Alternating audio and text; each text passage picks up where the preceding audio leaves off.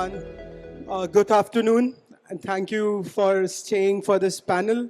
I know we are a little time away from lunch, but hopefully we'll make this panel meaningful for all of you. With me, luckily, I have great leaders here. We have Anupama, who have been with Cumin since 18 years, Simon since 12 years, Girish almost completing a decade now at Swiggy. So we'll all have so much to learn from them. So today we're going to talk about how rewards and well-being can be redefined to drive engagement. Sure. How many people here, like in the world of AI, when we are talking about people losing jobs left and right, how many of you still feel it's hard to hire good talent? Can we see it with the raise of hand? How many of you still feel retention is a challenge? So, to all the articles out there where people are losing jobs, where it's like a talent pool which should ideally be available is not really the reality, and hence we all have to still focus on engagement. And of course, rewards and well-being are one way of driving engagement. So let me start the panel with the question that how do you reimagine rewards and well-being programs in the today's AI era, and how it's going to change in the near future, and what's the impact it can bring? So let me start with you, Anupama. Um, it's a great pleasure to be here. I just want to make one correction. The organization is pronounced like Cummins. So just, Sure, I'll take it. I know it spells like humans, but it's not. It's Cummins. So just be, that's one correction. That's all. The way we have to look at it is today, reward and recognition and well-being are no longer aspirational initiatives or nice to have. I think they have become a part of organizational's DNA. They are culture, and it's the way to do business, which means that any initiative, the organization has to really focus on how we are recognizing our people and how we are driving the well-being initiative. At the same time, it needs to reach all employees, the masses. We're away from the time when we could really have the phase-wise implementation. I'm going to do it for this set of category of employees, and then I'm going to move. I think that era has really passed away, which means that technology and AI plays a very critical role for organizations to be very efficient, effective, deliver these initiatives and actions at the same time across. That's amazing, and that's very true. Now, moving on to Simon, how do you see this on your side? You have a different set of workforce, so how do you see this playing out for you? Thank you so much, Saurabh. It's been a pleasure to be part of this panel and a topic of such interest. I think that a lot of organizations are now either deliberating or have already implemented. Yeah. So, as I see it, again, I echo Anupama's sentiments here. This is not anymore a good to have sort of a thing, it's a must have. And to keep your people engaged, to make them, stick around, to make them be productive, you need to have very specific strategies around rewards and recognitions.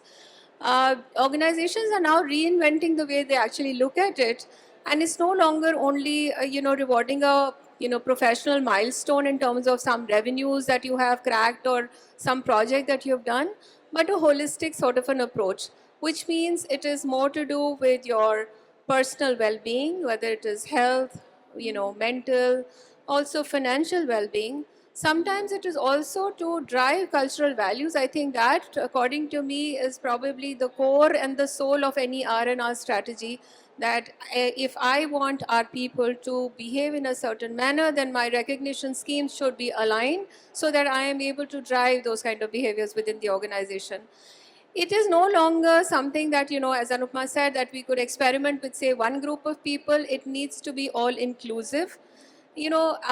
Professional milestones like, achieving a sales target, for example, could be great because that is something that, you're able to see as a revenue model, but then they could be equally smart and great people in support functions.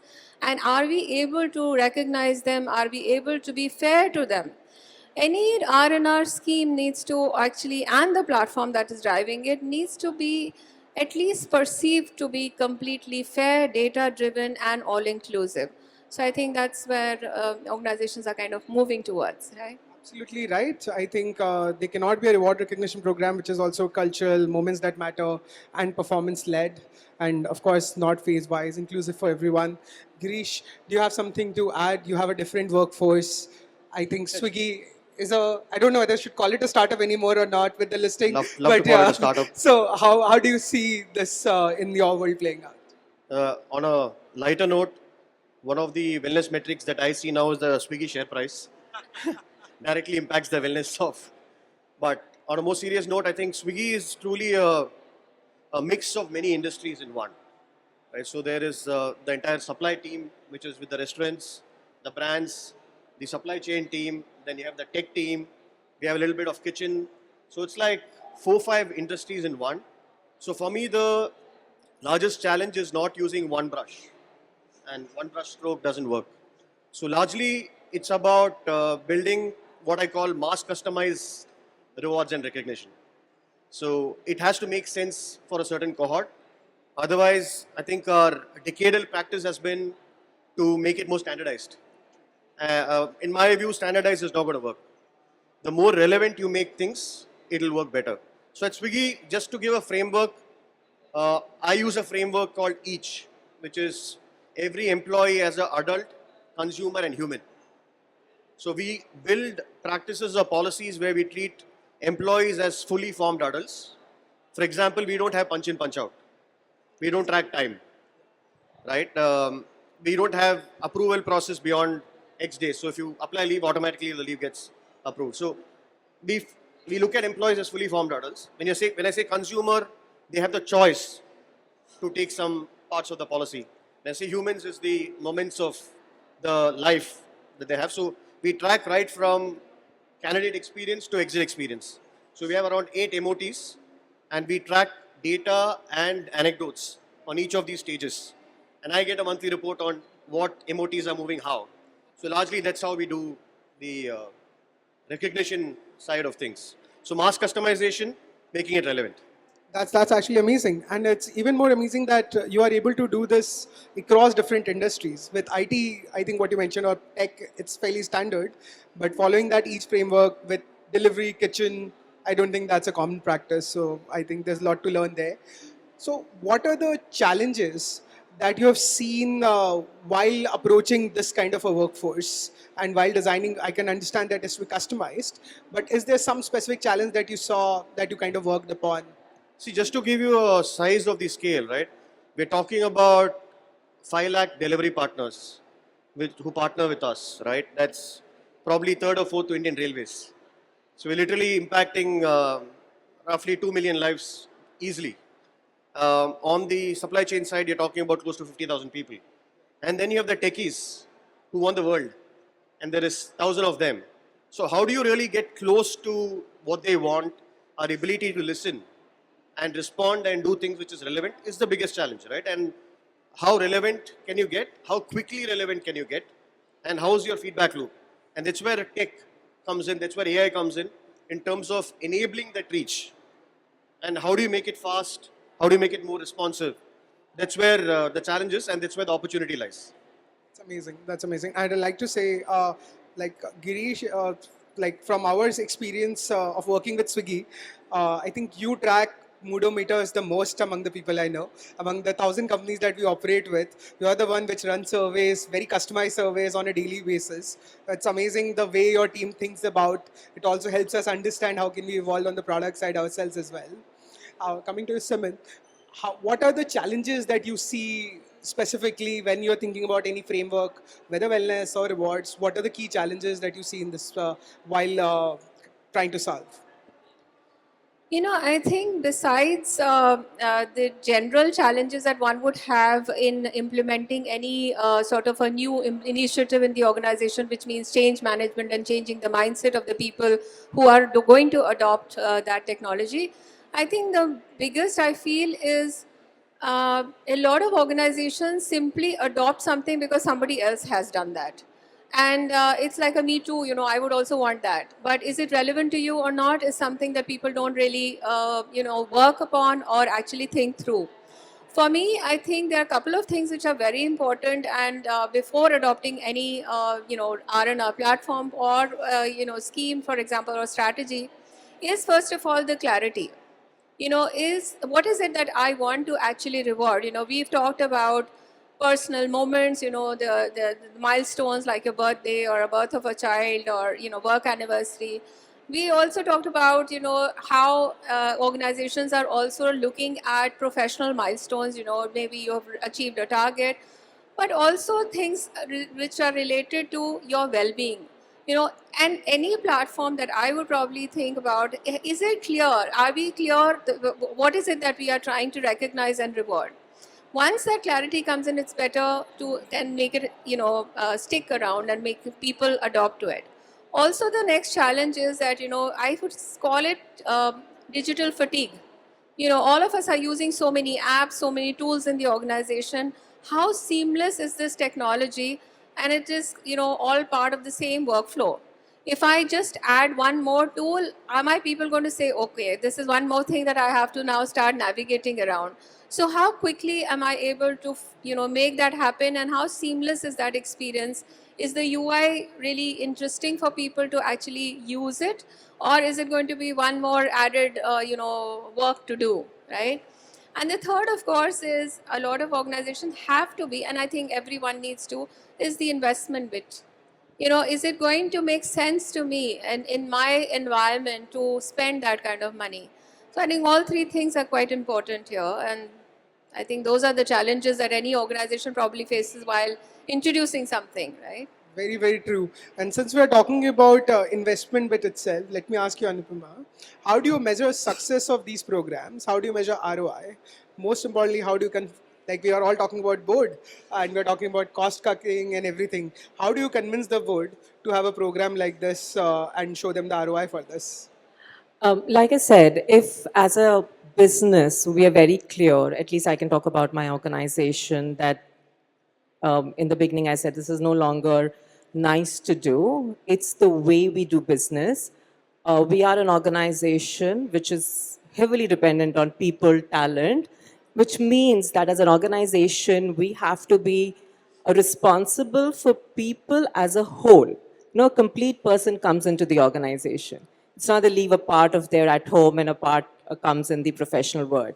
So it's very clear for us that we have to invest in platforms that's going to make our reach, our investment more tech savvy so that it reaches the masses.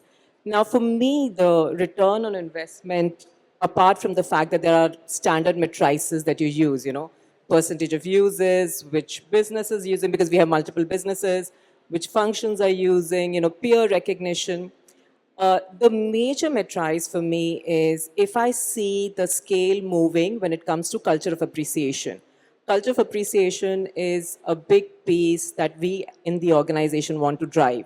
So through various pulse surveys, or people connect, and every organizations have multiple forums to connect with people. Do I see my talent speaking about them being appreciated? And these are not big monetary gains, but for the job that they do every day, that's culture of appreciation. Do I see that voice coming in? That's for me return on investment. On the well-being, do I see my talent and my employees participating in multiple initiatives that we are driving in terms of health? Also, since we have dedicated medical teams, we do measure the health of our employees. Which are the trends? Do I see an improvement on those trends? We want our employees to remain healthy, not only as long as they work with us, but beyond. Because today, a lot of us do not wish to retire very soon, which means that as an organization, I am responsible for their well-being. So for me, that is the return on investment. If I see those matrices moving, it's an investment well made. That's amazing. And I love the softer aspects of it. Girish, do you want to add something? Yeah, just talking about the challenges and the board point you were making.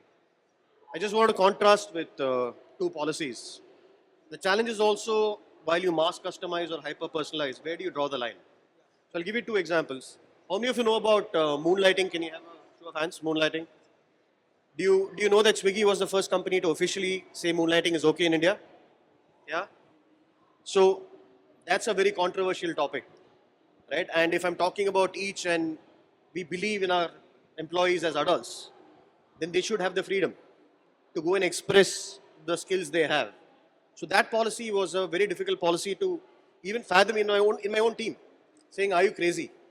Like, how can you go and allow this?" So it took some time, saying they'll anyways do, right? The time and age that we are in, it's not a 9 to 5 job anymore. You have to produce results. People want to bring their whole self to work, and we are not able to give them everything that they want. So if they're finding it somewhere else, as long as they're not working with my competition, which starts with a letter Z, I'm okay with it, right? So that's one example of a policy. Let me give another example. So we launched a policy called Learning Wallet. Okay, again, because you're adult consumer human, in that policy you can do anything. You can learn cooking, kite flying. We don't care. You can reimburse it. This is applicable across grades, and there's an amount that we've given. Now, from Learning Wallet, there was an ask from the employees, can you include wellness into it? So I did include wellness. So the Learning Wallet became Learning and Wellness Wallet. Okay, and we work with a philosophy of what we are a sports team with a heart, right? And we are very clear on what is sports team and what is heart. Now, when you admit that you want to show heart, then they start poking how big is your heart, right? So the Learning and Wellness Wallet, I'll give an example. We said you can go join any gym and we'll reimburse it. That's fine. Then I get a mail, it's a real mail from an employee, that I take a cycle to go to the gym, and that's also an exercise. Can I reimburse the cycle's money now? Now, that's where you poke the heart. That's not happening, right? So it's also about where do you draw the line in a contrast of policies that you can build, which makes it relevant for the end user. On similar lines, we run Flex Wallet for a lot of organization. During COVID, a lot of organization went with the work from home Flex Wallet. We got very interesting requests. One person said dishwasher because it really helps me save time, be more productive. We also got a bar stool, which was of course rejected with the corporate. They're like, that's how I like to work, sitting on the bar stool. So yeah, this hard piece can be on the edge. On the ROI side, overall, at AdvantageClub.ai, we actually did a little brave study. Of course, redemption, all of those are core parameters. I just love to share that as well. So we actually tried correlating attrition with recognition. And what we observed was that the people who were recognized, their attrition was 55% lesser than the people who are not recognized. And the people who are recognized by manager as well as peers, their attrition was 78% lesser than the people who are not recognized. Of course, there's a lot more depth to this because, of course, top performers stay probably longer. But this isolated study was almost mind-blowing. We didn't expect delta to be so huge. So overall, Girish, continuing with your tone, like seems like flexibility has been one of the core pillar for you while thinking about it. How do you think organizations should think about flexibility? Because everyone cannot have that big a heart. But how should they think about flexibility when they think about rewards and other solutions? See, honestly, it'll depend on what's your philosophy as an organization and what cultural fabric do you want to build. For us, flexibility was key. Again, going back to being an adult, we have to provide that flexibility. So I think we took some extreme steps as well, and that comes from need. I don't know how many of you remember, but when COVID hit, we probably were the first company to say we'll do a 4-day work week. And that came out of necessity. And you can't drive business with that, right? There are conversations about 80 hours a week as well. But we had to do it because it was a necessity. But what we did after that is more sustainable, where we gave a flexible working. Again, it's cohortized. So we have different mandates for different people, purely from coming to office flexibility, right? So, for example, our techies, the ones who code, come 1 week in a quarter. We have a concept called Jamburi. They come for the Jamburi. But people working on ideation businesses, which is in seed stage, come 5 days a week because there's more brainstorming required, more serendipitous conversations which is required. Similarly, leaders who need to take calls on a more regular basis, we ask them to come more regularly. So they come 3 days a week, right? So depending on what kind of job people do and what's relevant, we've made it flexible, right? So flexibility comes in that way. When I talk about the learning wallet is another way that we show flexibility. So in each and everything that we do, we want to show flexibility because I think that's core to us offering our employees as an adult and consumer. Amazing. So, Simon, since 2026 is just around the corner, what's the priority for you when you think about 2026? I think the way the world is moving, a lot of organizations, including ours, is actually looking at how to continue embedding AI and into more and more processes. How to ensure that employee experiences become more hyper personalized, whether it is to do with the way they are recognized or it is to do with the way they are developed and how the talent is managed. That is something that I think a lot of us are actually concentrating on. In terms of flexibility, yes. Again, Girish is fortunate. His organization can afford that kind of flexibility. We are a manufacturing and sales-driven organization. A lot of those things don't come easy to us. Yet we try and figure out how, because see, we are. I'm sure Anupama here is going to agree here, because somewhere I think we face the same challenge. Is the new generation that is coming in, and they require the same things. It doesn't matter what industry you work in. So how is it that we are going to be able to cater to those requirements? What are the kind of roles that we are going to offer to them, and how attractive are we making that employer brand for people to come and join us? I think those are the kind of priorities that will be there. In terms of recognition, definitely, making sure that it's a all-rounded approach that we are taking, and making sure that people feel seen and heard and appreciated. Therefore, they kind of talk about the brand that this is the place to be. And then that's also something that all of us are going to be really cognizant of and really putting in a lot of efforts. That's great. And I think, like you rightly mentioned, that Gen Z, they have the same yardstick for all the organizations. So, Anupama, do you have something to add there? Like, how do you attract Gen Z talent? Because I'm sure a lot of people, especially in the sectors which are not as PR covered as Swiggy and others, how do you attract Gen Z talent? I completely trust in this. I don't know, the Gen Z. I think they are a very intelligent lot. They are looking for what the organization offers beyond. And I've had conversations with few of them, and I'm really amazed. The reason that they want to join the organization is to look at the vision. Are we into new energies? Are we contributing to the world in what way? Not just the product, but how are we going to be future oriented? And that is the reason when they hear the leaders speak, I think that's what they are looking for, apart from the fact that they're looking for flexibility. But I think they're looking for more meaningful engagement in the organizations. And most of us, where we are in that space of our ability to offer them.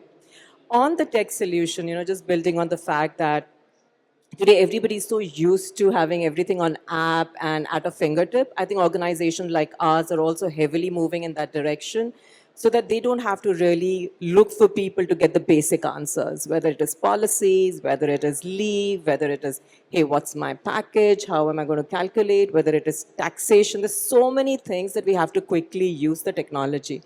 Those are another ones because of Amazon, Swiggy's of the world, that they've changed and are pushing every organization to move in that direction. And so are we speeding in that direction too. That's amazing. Yeah, I think the new generation cares a lot about the engagement. They also care a lot about purpose. So that's something which is, I think every org is now speaking more loudly. Now, let's move to a fun session. And I'll ask rapid fire questions. None of you know what I'm going to ask, so thank you for allowing me to put you on spot. So I'll ask a question and any one of you can answer for first couple of them, and then we'll go one after another. So what is the one myth about HR that is wrong according to you? That we are all into rangolis. You dare say that. Okay. So, Girish, let me ask you this. What's your superpower that has helped you reach wherever you have in the career right now? Taking risk. Amazing, amazing. And Anupama, okay, I'll not ask this to you specifically, it will be unfair. Which team is hardest to align with? Leadership, finance, or managers on the ground? It's HR community, so we can say. I have never found people on the ground difficult to align with. Let me begin with that. For any initiative that I want to drive, I think shop floor employees or managers on the ground align more easily. I think what leadership looks at is as a business case, and we need to up our game in terms of presenting that. So just trying to be a little diplomatic here. So by the answer of elimination, it's finance. Just one So function. that's, Oh, I that's missed okay. that finance. I hope none of them are here. I hope there are no finance people sitting here. We don't want to sound unfair, but I completely echo with Anupma here. We don't have to look outside. The HRBP and HRCOE is the biggest misalignment. Great, awesome. And let me ask you this, Simin. If not HR, what would be your alternate career path? If not HR, I probably would be a great HR, a great national sales head somewhere. I started my career as a salesperson. I am still selling jobs, so maybe continuing with that. But yeah, I'd probably be a sales head. Let me take this with you, Girish, as well. What is your alternate career path? If not HR. You would have made movies. Oh, wow, that's awesome. Great. So we'll close the panel at this point. Thank you, everyone. We'll be all outside. So in case anyone has a question, please, you can meet the speakers there. Thank you.